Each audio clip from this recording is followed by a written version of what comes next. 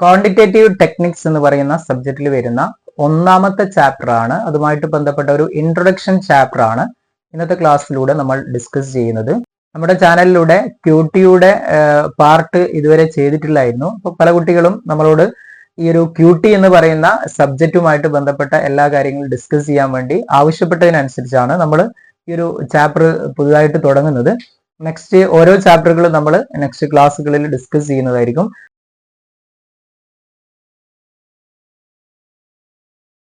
ക്യൂട്ടിയുടെ ഒന്നാമത്തെ ചാപ്റ്റർ വരുന്നത് quantitative technique എന്നതിന്റെ ഇൻട്രൊഡക്ഷൻ പാർട്ടാണ് നമ്മൾ നോക്കുന്നത്. അപ്പൊ അതിൽ എന്താണ് മീനിങ് എന്നുള്ളതാണ് ഫസ്റ്റ് നമ്മൾ നോക്കുന്നത്. അതായത് ക്വാണ്ടിറ്റേറ്റീവ് ടെക്നിക് എന്ന് പറഞ്ഞു കഴിഞ്ഞാൽ it is A statistical operations research programming technique which help in decision making process.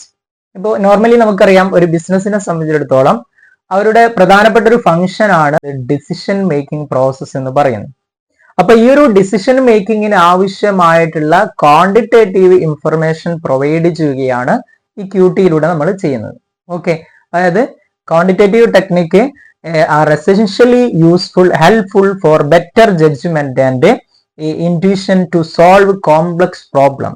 Okay, അതായത് ഒരു സ്ഥാപനത്തിൽ ഉണ്ടാകുന്ന വലിയ വലിയ പ്രശ്നങ്ങൾക്ക് നമുക്ക് എന്ത് ചെയ്യാൻ പറ്റും, ഈ ക്വാണ്ടിറ്റേറ്റീവ് ടെക്നിക്കിലൂടെ പരിഹാരം കണ്ടെത്താൻ പറ്റും എന്നുള്ളതാണ്. കോംപ്ലക്സ് ആയിട്ടുള്ള പ്രശ്നങ്ങൾക്ക്, അതേപോലെ തന്നെ especially related with business and management. അപ്പൊ ഇവിടെ ക്യൂട്ടി എന്ന് പറയുന്നത് എന്താണ്? ക്യൂട്ടി എന്ന് പറയുന്നത് ഒരു സ്റ്റാറ്റിസ്റ്റിക്കൽ ടെക്നിക് ആണ്. എന്തിനു വേണ്ടിയിട്ടാണ് നമ്മൾ ഉപയോഗിക്കുന്നത്? നമ്മൾ ഇവിടെ പഠിക്കുന്നത് എന്തിനാണ്? ഡിസിഷൻ മേക്കിംഗ് പ്രോസസ്സിന് വേണ്ടിയിട്ടാണ്. ഒരു ബിസിനസിന്റെ പ്രധാനപ്പെട്ട ഫംഗ്ഷനായ ഡിസിഷൻ മേക്കിങ്ങിന് വേണ്ടി ആവശ്യമായിട്ടുള്ള ക്വാണ്ടിറ്റേറ്റീവ് ഇൻഫർമേഷൻ പ്രൊവൈഡ് ചെയ്യുകയാണ് ഈ ക്യൂട്ടിയിലൂടെ ചെയ്യുന്നത്. ഓക്കെ, നമ്മൾ സാധാരണ ഒരു ബിസിനസ്സിൽ ഉണ്ടാകുന്ന പ്രശ്നങ്ങൾ, ആ ഒരു പ്രശ്നങ്ങൾ പരിഹരിക്കാൻ വേണ്ടിയിട്ട്, അല്ലെങ്കിൽ ഒരു ബിസിനസ്സിൽ നമ്മൾ ഡിസിഷൻ എടുക്കാൻ വേണ്ടിയിട്ട് ഒരുപാട് ആൾട്ടർനേറ്റീവ്സ് ഉണ്ടാവും. ഈ ആൾട്ടർനേറ്റീവ്സിൽ നിന്നും നമ്മൾ എന്ത് ചെയ്യണം? ഒരു നല്ലൊരു ആൾട്ടർനേറ്റീവ് ഏതാണെന്ന് ഇവാലുവേറ്റ് ചെയ്യണം. അപ്പൊ ഇവാലുവേറ്റ് ചെയ്യാൻ വേണ്ടി നമ്മൾ ഈ ക്യൂട്ടി ആണ് ഉപയോഗിക്കുന്നത്. Okay, to solve such business problem using quantitative technique. Okay, the decision maker adopt a quantitative and a scientific approach rather than qualitative or conventional method. നമ്മൾ കൺവെൻഷണൽ ആയിട്ട് അല്ലെങ്കിൽ ക്വാളിറ്റേറ്റീവ് ആയിട്ട് ഉപയോഗിക്കുന്നതിന് പകരമായിട്ട് ക്വാണ്ടിറ്റേറ്റീവ്ലി തിങ്ക് ചെയ്തുകൊണ്ട് അത് ആ ഒരു പ്രശ്നം പരിഹരിക്കാൻ വേണ്ടിയിട്ട്, അല്ലെങ്കിൽ നമുക്ക് നമ്മുടെ ഒരു ഡിഫറെന്റ് ആൾട്ടർനേറ്റീവ്സിൽ നിന്നും നമുക്ക് ആവശ്യമായ ആൾട്ടർനേറ്റീവ് സെലക്ട് ചെയ്യാൻ, അതിനെ ഇവാലുവേറ്റ് ചെയ്യാൻ വേണ്ടിയിട്ട് നമ്മൾ ക്യൂട്ടി ഉപയോഗിക്കുന്നു എന്നുള്ളതാണ്. ഓക്കെ, ഇനി ജസ്റ്റ് ഇതിന്റെ ഒരു ഡെഫിനിഷൻ ആണ് എന്താണ് ക്വാണ്ടിറ്റേറ്റീവ് ടെക്നിക് എന്നുള്ളത്.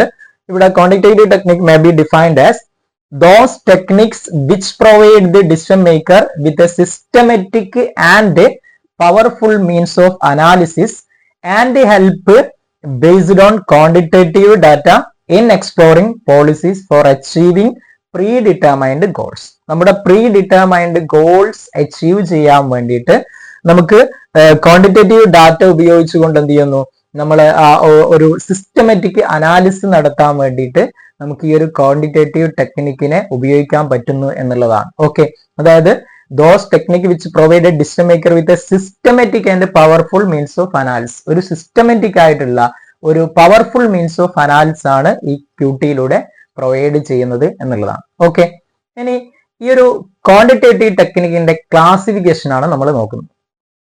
ക്യൂട്ടിയെ നമ്മൾ മെയിൻ ആയിട്ട് മൂന്നായിട്ടാണ് ക്ലാസിഫൈ ചെയ്യുന്നത്. ഒന്നാമത്തത് മാത്തമെറ്റിക്കൽ ക്വാണ്ടിറ്റേറ്റീവ് ടെക്നിക്ക്, രണ്ടാമത്തത് statistical quantitative technique, and also മൂന്നാമത്തത് പ്രോഗ്രാമിംഗ് ക്വാണ്ടിറ്റേറ്റീവ് ടെക്നിക്ക് അല്ലെങ്കിൽ OR ടെക്നിക്ക് എന്ന് പറയും.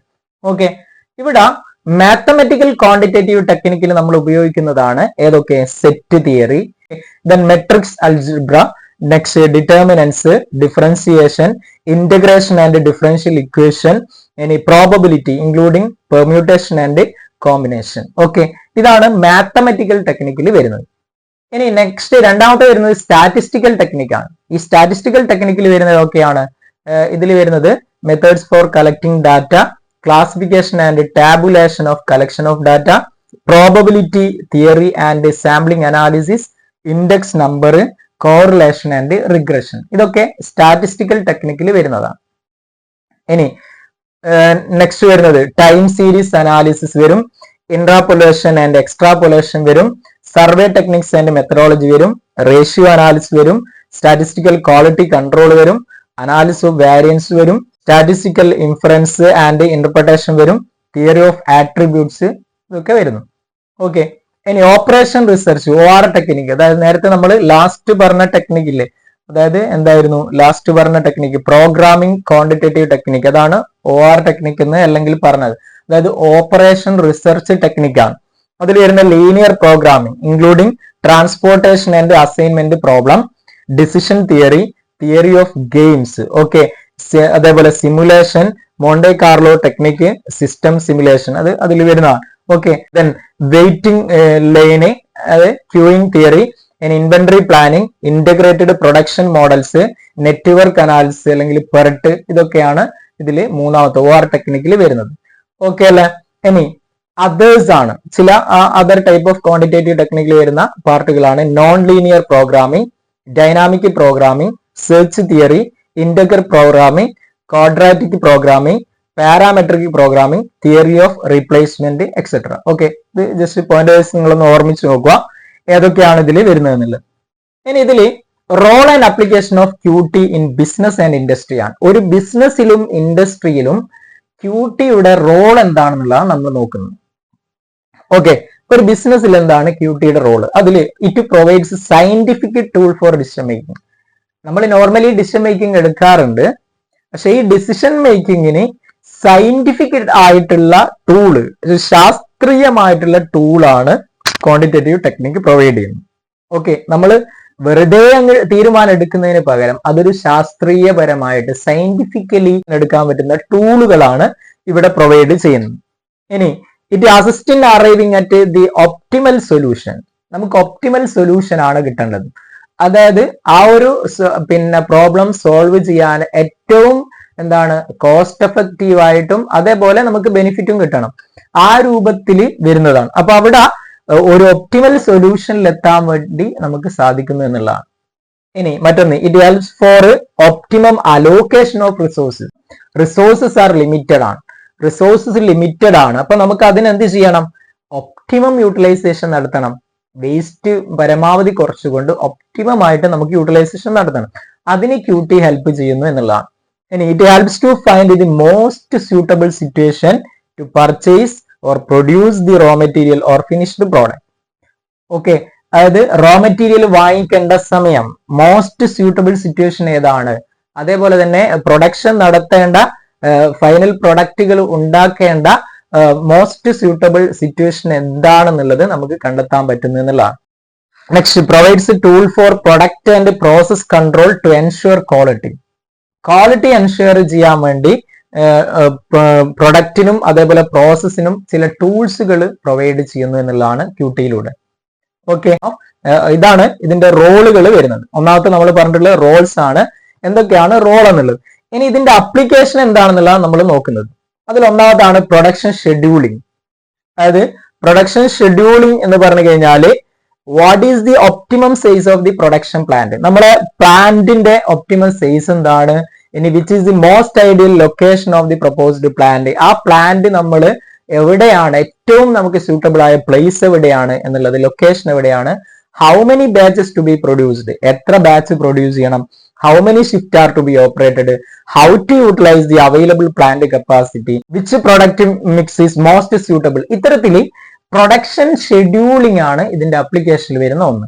അതായത് നമ്മൾ എവിടെയാണ് പ്രൊഡക്ഷൻ നടത്തേണ്ടത്, നമുക്ക് പ്രൊഡക്ഷൻ ആവശ്യമായിട്ടുള്ള പ്ലാന്റ് കപ്പാസിറ്റി എന്താണ്, എപ്പോഴാണ് ആ പ്രൊഡക്ഷൻ നടത്തേണ്ടത്, എത്ര ബാച്ചസ് പ്രൊഡക്ഷനിൽ ഉൾപ്പെടുത്തണം, ഇത്തരത്തിലുള്ള കാര്യങ്ങളാണ് ഇതിൽ വരുന്നത് അപ്ലിക്കേഷൻ എന്നുള്ളത് പ്രൊഡക്ഷൻ ഷെഡ്യൂളിംഗ്. ഇനി നെക്സ്റ്റ് വരുന്നത് purchase and maintaining inventory decision ആണ്. നമുക്കറിയാം ഇൻവെന്ററി എന്ന് പറയുന്നത് ഒരു പ്രൊഡക്ഷനെ സംബന്ധിച്ചിടത്തോളം ഏറ്റവും പ്രധാനപ്പെട്ട ഘടകമാണ്. ഈ ഇൻവെന്ററി നമ്മൾ ഒരു ഓർഗനൈസേഷനിൽ കൂടുതലായിട്ട് സ്റ്റോക്ക് ചെയ്യാൻ പറ്റില്ല. നമുക്ക് പ്രൊഡക്ഷൻ ആവശ്യമായിട്ടുള്ളത് മാത്രമേ നമ്മൾ പർച്ചേസ് ചെയ്യേണ്ട ആവശ്യമുള്ളൂ. അപ്പൊ ഇവിടെ ഈ മെയിൻറ്റെയിനിങ് ചെയ്യുക എന്നുള്ളത്, ഇൻവെന്ററി മെയിൻറ്റെയിൻ ചെയ്യുക എന്നുള്ളത്, അതായത് at what time the order for materials to be placed, ഏത് സമയം നമ്മൾ മെറ്റീരിയലിന് ഓർഡർ കൊടുക്കണം. ഇനി how much raw material to be ordered purchased in each lot, ഓരോ ലോട്ടിൽ നമ്മൾ എത്ര മെറ്റീരിയൽ വാങ്ങിക്കണം, how much stock of each type of material to be kept in store, സ്റ്റോറിൽ എത്ര മെറ്റീരിയൽ നമ്മൾ സ്റ്റോർ ചെയ്യണം, ഇനി how much quantity of material to be collected from each source of supply. ഇത്തരത്തില് ഒരു ഇൻവെന്ററി മാനേജ്മെന്റിന് purchase and maintaining inventory decision വേണ്ടിയിട്ട് നമ്മൾ QT അപ്ലൈ ചെയ്യുന്നു എന്നുള്ളതാണ് മറ്റൊന്ന് വരുന്നത്. ഓക്കെ, അതിന് വേണ്ടിയിട്ട് നമ്മൾ കുറെ ടെക്നിക്സുകൾ QTയിൽ അപ്ലൈ ചെയ്യും. ഇനി നെക്സ്റ്റ് വൺ ആണ് ഫിനാൻസ് എന്ന് പറയുന്നത്. ഫിനാൻസ് എന്ന് പറഞ്ഞു കഴിഞ്ഞാൽ നമുക്കറിയാം ഒരു ഓർഗനൈസേഷനെ സംബന്ധിച്ചിടത്തോളം it is the life blood of organisation എന്നാണ് അറിയപ്പെടുന്നത്. മനുഷ്യനെ സംബന്ധിച്ചിടത്തോളം എന്താണ് ബ്ലഡ് എന്ന് പറയുന്നത്, ബ്ലഡ് സർക്കുലേഷൻ എന്ന് പറയുന്നത് ഏറ്റവും പ്രധാനപ്പെട്ട ഘടകമാണ്. ലൈക്ക് വൈസ് ഒരു ബിസിനസിനെ സംബന്ധിച്ചിടത്തോളം അവിടെ ഫിനാൻസ് ഉണ്ടായിരിക്കുക എന്നുള്ളത് എന്താണ് ഏറ്റവും പ്രധാനപ്പെട്ട ഘടകമാണ്. അപ്പൊ ഫിനാൻസ് മെയിൻറ്റെയിൻ ചെയ്യണം. അതായത് decision financial management rely heavily on quantitative technique to solve the questions like which project is most ideal while considering the factors like time value of money under risk uncertainty, how to manage fund when there is uncertainty in future cash flow. Okay, അപ്പൊ ഇവിടെ finance എന്നതിൽ നമ്മൾ മനസ്സിലാക്കേണ്ടത് എങ്ങനെയാണ് cash management നടത്തേണ്ടത്. Okay, നമ്മൾ എത്രത്തോളം cash സ്ഥാപനത്തിൽ സൂക്ഷിക്കണം, ഇനി നമ്മുടെ ഫണ്ട് എങ്ങനെയൊക്കെ യൂട്ടിലൈസ് ചെയ്യണം. അത്തരത്തിൽ ഫിനാൻസുമായിട്ട് ബന്ധപ്പെട്ടതാണ് മറ്റൊരു ക്വാണ്ടിറ്റേറ്റീവ് ടെക്നിക്കിന്റെ ആപ്ലിക്കേഷൻ വരുന്നത്. ഇനി manpower planning and job assignment ആണ്. മാൻ പവർ പ്ലാനിങ് നമുക്കറിയാം, എംപ്ലോയീസ് അല്ലെങ്കിൽ ലേബേഴ്സ് എന്ന് പറയുന്നത് backbone of the organisation ആണ്. ഒരു ഓർഗനൈസേഷന്റെ ഏറ്റവും പ്രധാനപ്പെട്ട നട്ടെല്ല് എന്നാണ് നമ്മൾ എംപ്ലോയീസിനെ അറിയപ്പെടുന്നത്. അപ്പൊ എംപ്ലോയീസ് ആർ ദി കിങ് എന്ന് പറയും. എംപ്ലോയീസ് ഇല്ലെങ്കിൽ ഒരു ഓർഗനൈസേഷൻ, ലേബേഴ്സ് ഇല്ലെങ്കിൽ ഒരു ഓർഗനൈസേഷന്റെ പ്രവർത്തനം എന്തായിരിക്കും, നല്ല ലേബേഴ്സ് ഇല്ലെങ്കിൽ അവതാളത്തിലായിരിക്കും. അപ്പൊ മാൻ പവർ പ്ലാനിങ്ങും ജോബ് അസൈൻമെന്റ് ആണ്. അതായത് മാനേജർക്ക് എന്ത് ചെയ്യണം, ലേബർ റിസോഴ്സിനെ ഇവാലുവേറ്റ് ചെയ്യാൻ പറ്റണം. അതായത് അവർക്ക് നമ്മളെ സ്ഥാപനത്തിൽ ഉണ്ടാകുന്ന പല പ്രശ്നങ്ങളും പരിഹരിക്കാൻ വേണ്ടി സാധിക്കാൻ പറ്റുന്ന എംപ്ലോയീസ് ആയിരിക്കണം. അപ്പൊ what is the ideal proportion of various categories of employees? ഓരോ കാറ്റഗറിയിലും വരുന്ന പ്രൊപ്പോർഷൻ എത്രത്തോളം ആണ് എന്നുള്ളത് എംപ്ലോയീസിൻ്റെത്. How various job are to be assign to various employees, എങ്ങനെ ജോബ് ഓരോ എംപ്ലോയീസിന് നമുക്ക് അസൈൻ ചെയ്യാൻ പറ്റും എന്നതിനെ കുറിച്ച്. How much time to be fixed standard time, അതായത് ലേബർ സ്റ്റാൻഡേർഡ് ഫിക്സ് ചെയ്യുന്നത്.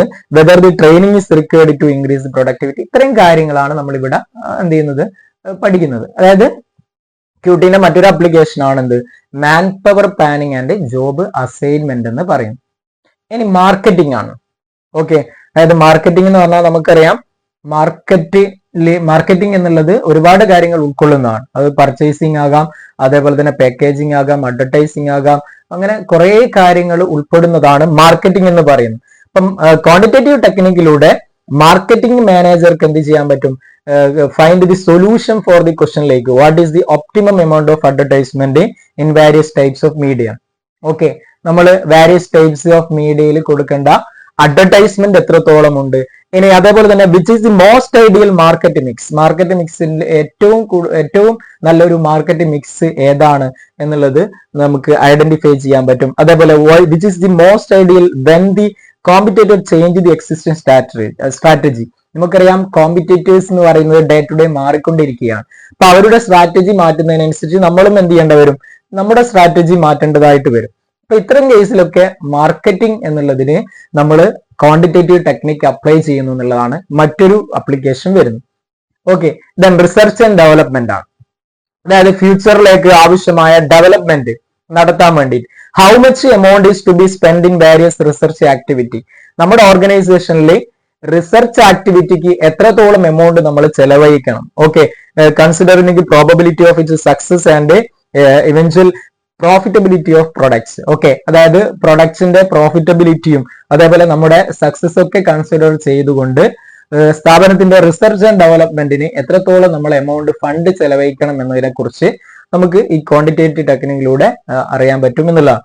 ഓക്കെ, ഇനി അഗ്രികൾച്ചറൽ ഫീൽഡ് ആണ്. അതായത് four agriculture and farming related activities several problems can be solved with the help of quantitative technique. അതായത് which farming activity is most ideal for each place, time, batch by considering the profit, weather condition, risk, uncertainty, etc. നമുക്കറിയാം ഓരോ കാലഘട്ടത്തിലും ഇങ്ങനെ weather മാറിക്കൊണ്ടിരിക്കുന്നു, അല്ലെങ്കിൽ നമ്മുടെ risk എന്താണ് കൂടുതലായിട്ട് വരുന്നു, അങ്ങനെ അനിശ്ചിതത്വം ഉണ്ടാകാം. അപ്പൊ ഇതൊക്കെ കൺസിഡർ ചെയ്തുകൊണ്ട് നമുക്ക് ഏറ്റവും സ്യൂട്ടബിൾ ആകുന്ന പ്ലേസും ടൈമും ഒക്കെ കൺസിഡർ ചെയ്യുവാൻ എന്ത് ചെയ്യാൻ പറ്റും, ഐഡന്റിഫൈ ചെയ്യാൻ പറ്റും എന്നുള്ളതാണ് ക്വാണ്ടിറ്റേറ്റീവ് ടെക്നിക്കിലൂടെ. ഓക്കെ, അതാണ് അഗ്രികൾച്ചറിൽ എന്ത് വരുന്നത് എന്ന് പറയുന്ന പാർട്ട് ആപ്ലിക്കേഷൻ വരുന്നത്. ഇത്രയുമാണ് ആപ്ലിക്കേഷൻസ് വരുന്നത്. ഇനി ലിമിറ്റേഷൻസ് ആണ് ഇതിന്റെ പറയുന്നത്. Limitations of quantitative technique. അതിൽ all the real life situation cannot be brought in to models. നമ്മൾ ക്യൂട്ടിയിലൂടെ നമ്മുടെ റിയൽ ലൈഫിൽ ഉണ്ടാകുന്ന എല്ലാ സിറ്റുവേഷനെയും നമുക്ക് എന്ത് ചെയ്യാൻ പറ്റൂല, ഇത്തരത്തില് ഒരു മോഡലിലേക്ക് കൊണ്ടുവരാൻ പറ്റൂല എന്നുള്ളതാണ് ഒന്നാമത്തെ ലിമിറ്റേഷൻ വരുന്നത്. ഇപ്പൊ നമ്മൾ ക്യൂട്ടിയിൽ ചെയ്യുന്നത് എന്താണ്, നമ്മുടെ റിയൽ ലൈഫിലുള്ള പല കാര്യങ്ങളെയും നമ്മൾ ക്വാണ്ടിറ്റേറ്റീവ്ലി എക്സ്പ്രസ് ചെയ്യാണ്. എല്ലാ കാര്യങ്ങളും അങ്ങനെ എക്സ്പ്രസ് ചെയ്യാൻ സാധിക്കില്ല എന്നുള്ളതാണ് ഒന്നാമത്തെ ലിമിറ്റേഷൻ വരുന്നത്. ഇനി inherent limitation of mathematical expression. നമുക്കറിയാം മാത്സ് എന്ന് പറഞ്ഞു കഴിഞ്ഞാൽ സ്റ്റാറ്റിസ്റ്റിക്കലി അല്ലെങ്കിൽ മാത്തമെറ്റിക്കലി നമ്മൾ പറയുമ്പോൾ അവിടെ കുറെ മോഡൽസ്, ഇക്വേഷൻസ്, എക്സ്പ്രഷൻസ് ആണ് നമ്മൾ ഉപയോഗിക്കുന്നുണ്ട്. അപ്പൊ അത്തരത്തിലെടുത്തോളം ഇത്തരത്തിൽ ഇക്വേഷൻ അപ്ലൈ ചെയ്യുന്നത് കൊണ്ട് നമ്മുടെ അസംഷൻസും കാര്യങ്ങളൊക്കെ കറക്റ്റ് ആയിട്ട് വരണമെന്നില്ല. ഓക്കെ, അപ്പൊ അത്തരത്തില് ആ ഒരു മാത്തമെറ്റിക്കൽ എക്സ്പ്രഷന്റെ എന്താണ് ലിമിറ്റേഷൻ ആണ് മറ്റൊന്ന് വരുന്നത്. ഇനി high cost are involved in the use. ഈ ക്വാണ്ടിറ്റേറ്റീവ് ടെക്നിക്ക് യൂസ് ചെയ്യുന്നത് കൂടുതൽ കോസ്റ്റ്, അതായത് cost of collecting accurate data processing, service of expert are high. അങ്ങനെ ഒരുപാട് ആളുകൾ ഇപ്പൊ എക്സ്പേർട്ടിന്റെ സർവീസ് നമുക്ക് ആവശ്യമാവും, അവർക്ക് കൂടുതൽ സാലറി കൊടുക്കുക. അപ്പൊ ഇത്തരത്തിൽ ഡാറ്റ കളക്ഷനും അങ്ങനെയുള്ള കാര്യങ്ങൾക്ക് കൂടുതൽ കോസ്റ്റ് നമുക്ക് ആവശ്യമായിട്ട് വരുന്നുള്ളതാണ് മറ്റൊന്ന് വരുന്നത്. ഇനി do not consider intangible factors. നമ്മൾ ടാഞ്ചിബിൾ ആയിട്ടുള്ള ഫാക്ടേഴ്സ് ആണ് കൂടുതൽ ക്യൂട്ടിയിലൂടെ നമ്മൾ കൺസിഡർ ചെയ്യുന്നത്. ഇപ്പൊ ഇതാണെന്തിന്റെ സ്കില്ല്, ആറ്റിറ്റ്യൂഡ്, എക്സ്പേർട്ട് നോളജ്, ഇതൊക്കെ നമ്മൾ എന്ത് ചെയ്യുന്നില്ല, ഇതിലൂടെ കൺസിഡർ ചെയ്യുന്നില്ല. ഇൻടാഞ്ചിബിൾ ആയിട്ടുള്ള ഫാക്ടേഴ്സിനെ നമ്മൾ കൺസിഡർ ചെയ്യുന്നില്ല എന്നുള്ളതാണ് മറ്റൊന്ന് വരുന്നത്. ഓക്കെ, ഇനി not a complete decision making process. ഇതൊരു കംപ്ലീറ്റ് ഡിസിഷൻ മേക്കിംഗ് പ്രോസസ് അല്ല. പക്ഷെങ്കിൽ ഇവിടെ എന്താണ്, ഇതൊരു നമുക്കൊരു ടൂള് മാത്രമാണ്, അനാലിസിസിന്റെ ഒരു ടൂള് മാത്രമാണ്, and not a complete decision making എന്നുള്ളതാണ്. അതായത് ഇവിടെ നമുക്ക് ചെയ്യുന്നത് എന്താണ്, simply suggest the best alternative, but in final stage most business decision will be involve human element. Okay, മാനുഷികമായിട്ടുള്ള എലമെന്റുകൾ ഉണ്ടെങ്കിൽ മാത്രമേ നമുക്ക് സോൾവ് ചെയ്യാൻ പറ്റും, പല ഡിസിഷനും എടുക്കാൻ പറ്റും. പക്ഷെങ്കിൽ ഇതൊരു ക്വാണ്ടിറ്റേറ്റീവ് ടെക്നിക് എന്ന് പറയുന്ന ഒരു ടൂള് മാത്രം പ്രൊവൈഡ് ചെയ്യുന്നു എന്നുള്ളതാണ്. ഓക്കെ, അപ്പൊ ഇതാണ് ബേസിക്കലി ഇതിന്റെ ഒരു ക്യൂട്ടി എന്ന് പറയുന്ന പാർട്ടുമായിട്ട് ബന്ധപ്പെട്ട് ഫസ്റ്റ് ഒന്നാമത്തെ ചാപ്റ്ററിൽ നമ്മൾ പഠിക്കുന്നത്. അപ്പൊ എന്താണ് ക്യൂട്ടിയുടെ മീനിങ്, ഡെഫിനിഷൻ എന്താണ്, അതിന്റെ റോൾ എന്താണ്, അപ്ലിക്കേഷൻ എന്താണ്, ലിമിറ്റേഷൻ എന്താണ്, ജസ്റ്റ് നിങ്ങൾ തിയററ്റിക്കൽ പാർട്ടാണ്, കുറച്ച് സ്പീഡിലായിട്ട് എടുത്തു പോയിട്ടുണ്ട്. ജസ്റ്റ് നിങ്ങൾ മനസ്സിലാക്കുക. നമുക്ക് നെക്സ്റ്റ് ക്ലാസ്സുകളിൽ കൂടുതൽ പ്രോബ്ലംസും കാര്യങ്ങളൊക്കെ ഡിസ്കസ് ചെയ്യാനുണ്ട്. അപ്പൊ ഈ ഒരു ക്ലാസ് നിങ്ങൾ മറ്റുള്ളവരിലേക്ക് ഷെയർ ചെയ്ത് കൊടുക്കുക. വീണ്ടും കാണാം. Thank you.